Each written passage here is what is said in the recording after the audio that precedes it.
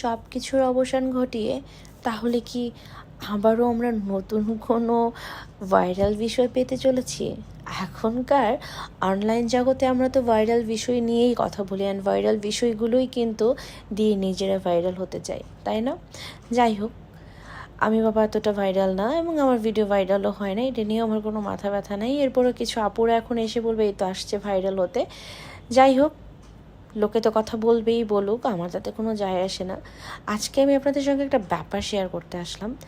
সেটা হচ্ছে, ইতিমধ্যে আপনারা সবাই জানেন যে বর্ষা চৌধুরীর ব্যাপারটা, তার একটা ফোন কল মানে রেকর্ড আর কি ভাইরাল হয়েছে, এবং সেটা বেশ ভালোভাবেই ভাইরাল হয়েছে, এবং এটা নিয়ে অনেকেই পোস্ট করছিল, এবং সে ওই ভিডিওতে বলেছিল যে তাকে মানে একটা পোস্ট করেছিল যে তাকে অনেক অত্যাচার করা হয়, দেন রাসেল মিয়া তাকে শারীরিকভাবে নির্যাতন করছে, মানসিকভাবে নির্যাতন করছে, এবং তার কাছে টাকা চাচ্ছে, এবং এরকম একটা কল রেকর্ডও সে কিন্তু ফাঁস করে।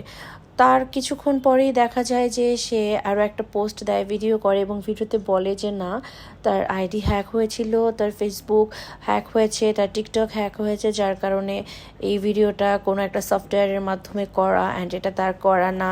ওকে ফাইন, এটাও মেনে নিলাম এটা তার করা না, তাহলে তার হাতটা কেন দেখা গেল? ওকে ফাইন, দেখা যেতেই পারে, কারো হাতের মতো কারো হাত হতেই পারে, এটাও কোনো ব্যাপার না।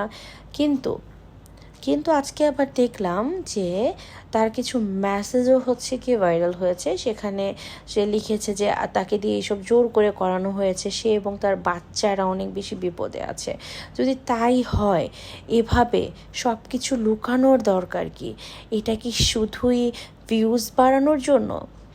অনেকেই বলে যে বর্ষা চৌধুরী নাকি ভিউজ বাড়ানোর জন্য অনেক কিছুই করে। শুধু বর্ষা চৌধুরী না, অনেকেই করে। ইনফ্যাক্ট মিথ্যা কথা বলে লাভ নাই, আমরাও তো ট্রাই করি আমাদের ভিউজ বাড়ানোর জন্য। আসলে আমরা কাজটাই করি এমন, তাই না? আমরা যখন ব্র্যান্ড প্রমোশন করছি, অবশ্যই আমাদের ফলোয়ার্স ভিউজ দরকার আছে। তাই বলে পার্সোনাল লাইফকে এভাবে করে এনে বানানোর দরকার আছে? অনেক সময় দরকার হয় না, বাট আমরা তো আসলে করে ফেলি আবেগে, কারণ আমরা বাঙালিরা হচ্ছে অনেক আবেগী, অ্যান্ড আমরা আবেগের বশে, আবেগের ঠেলায় সেই ভুলটা করে ফেলি। যাই হোক, সেটা বড় ব্যাপার না। বড় ব্যাপার হচ্ছে যে যদি সে বিপদে থাকে, সে প্রশাসনের সাহায্য কেন নিচ্ছে না? তাকে সবাই চেনে, এবং সে কিন্তু চাইলেই প্রশাসনের কাছে যেতে পারে।